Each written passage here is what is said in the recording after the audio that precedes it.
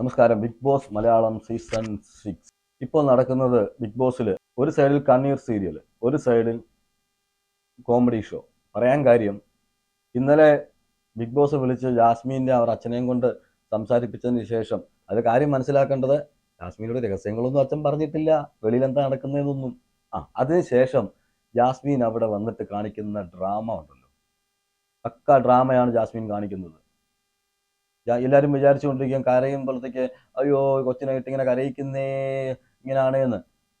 വിഷമമുണ്ട്. എന്തിനാണെന്ന് വെച്ചാൽ വെളിയിൽ ജാസ്മിൻ ഉദ്ദേശിച്ച പോലെ കണ്ടന്റ് പോയില്ല, ഞാൻ നെഗറ്റീവാണ് എന്നുള്ളൊരു വിഷമം മനസ്സിലുണ്ട്. അത് നമ്മളെല്ലാം സമ്മതിക്കുന്നു. പക്ഷേ ഇപ്പൊ കാണിച്ചുകൊണ്ടിരിക്കുന്നത് ഈ വിഷമത്തെ വെളുപ്പിക്കാനുള്ള ജാസ്മിന്റെ പക്കാ ഉഡായിപ്പ് ഷോ. പ്രേക്ഷകർ ഇതെല്ലാം മനസ്സിലാക്കിക്കൊണ്ടാണ് ജാസ്മിനെ ഇവിടെ ഇരിക്കുന്നത്. ജാസ്മിൻ എപ്പോഴും ആ സോഫയുടെ ഒരു മൂലയിൽ പോയിരുന്നുകൊണ്ട് അങ്ങ് വിഷമിച്ചങ്ങ് ഇരിക്കുക. അതുപോലെ ഗബ്രി ഇടയ്ക്ക് പോയിരിക്കും, ഗബ്രി ഒരു ഡിസ്റ്റൻസ് ഒക്കെ കിട്ടിയിരിക്കുന്നുണ്ട്. പിന്നെ ഇടയ്ക്ക് പലരും പോകുന്നുണ്ട്, സംസാരിക്കുന്നുണ്ട്, എല്ലാം ഉണ്ട്. അപ്പോഴും ജാസ്മിൻ ഇരിക്കുന്നത് നമ്മുടെ ഈ ഫ്രണ്ട് സിനിമയിൽ അവസാനത്തെ ഒരു സീനുണ്ട്, നമ്മുടെ ജയറാം ഇരിക്കുന്ന ഒരു സീനുണ്ട്. ആ ഒരു ഇരിപ്പാണ്.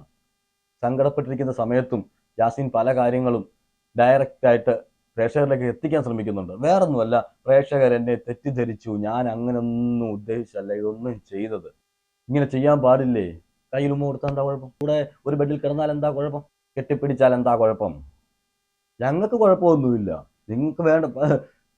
അറിയാത്ത പിള്ള ചൊറിയുമ്പോൾ അറിയുമെന്ന് പറയുന്ന പോലെ ഇപ്പൊ ചൊറിഞ്ഞിട്ടും അറിഞ്ഞില്ലെങ്കിൽ ഇനി ഇതിന് വലുത് വരുമ്പോൾ അറിയും.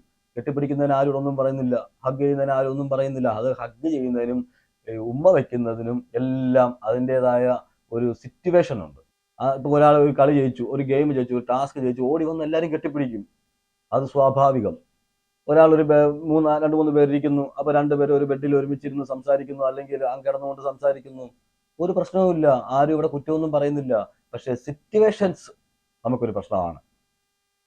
ജാസ്മിൻ കാണുന്ന സിറ്റുവേഷൻ അല്ല വെളിയിൽ കാണുന്നത്.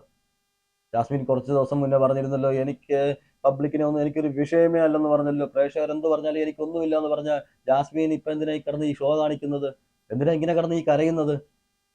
ഭയങ്കര പവർഫുൾ ലേഡി അല്ലേ, കളിച്ചാ പോരെ? വെളിയിലത്തെ കാര്യങ്ങളൊക്കെ അറിഞ്ഞപ്പോൾ ഭയങ്കരമായിട്ട് സങ്കടം വന്നില്ലേ? അതിൻ്റെ ഒരു സങ്കടം കാണും. എന്താണെന്ന് വെച്ചാൽ ഇവിടെ വന്നിട്ട് ഏതെങ്കിലും രീതിയിൽ കളിച്ച് കപ്പടിക്കണം എന്ന് പറഞ്ഞ് വന്നിട്ട് ഒന്നും നടക്കാതെ പോയ അവസ്ഥ. ആ സങ്കടം മനസ്സിലാവും. പക്ഷേ പ്രേക്ഷകരെ പൊട്ടന്മാരല്ല എന്ന് പിന്നെയും പിന്നെയും പ്രേക്ഷകർ തെളിയിച്ചുകൊണ്ടിരിക്കുകയാണ്. അതുകൊണ്ട് ജാസ്മിനെ ഇനി അവിടെ തുടരുന്നതിൽ ഒരു കാര്യവുമില്ല. എന്നാൽ ജാസ്മിൻ ഫേക്കാണ്, ഇപ്പോഴും കാണിച്ചുകൊണ്ടിരിക്കുന്ന ഫേക്ക് ഗെയിം ആണെന്നുള്ളത് ഏത് അരിയാഹാരം കഴിക്കുന്നവർക്കും മനസ്സിലാവും. ഈ ബിഗ് ബോസ് എന്ന ഷോയെ ഇഷ്ടപ്പെടുന്നത് കൊണ്ട് മാത്രമാണ് ഇത് പറയുന്നത്. ഈ ബിഗ് ബോസ് എന്ന ഷോ നിന്നു പോകരുത്. ജനങ്ങൾക്ക് മുന്നിൽ ഇനിയും ഈ ഷോ വരേണ്ടതാണ്. അടുത്ത വർഷം ഈ ഷോ വരണം. അപ്പൊ ഈ ഷോയുടെ ക്രെഡിബിലിറ്റി വരെ ചോദ്യം ചെയ്യുന്ന രീതിയിലായിട്ട് ചോദ്യങ്ങളൊക്കെ ഉയരുന്നുണ്ട്. അപ്പോൾ ജാസ്മിൻ അവിടെ നിൽക്കുന്നതിൽ ഒരു കാര്യവുമില്ല. ജാസ്മിനെ ഈ ഡ്രാമ ജനങ്ങൾ ഏറ്റെടുക്കത്തില്ല. അതുകൊണ്ട് വലിയ ഡ്രാമയൊന്നും വേണ്ട. സങ്കടം കാണും, നമുക്കും അറിയാം, എല്ലാവർക്കും സങ്കടം ഉണ്ടാകും. പക്ഷെ മനസ്സിൽ തട്ടിയൊരു സങ്കടം ഉണ്ടാകുന്ന ഒരാളെ പോലെ അല്ല ജാസ്മിൻ അവിടെ പെരുമാറുന്നത്. അതുകൊണ്ട് ജാസ്മിനെ അധികം ഷോ വേണ്ട.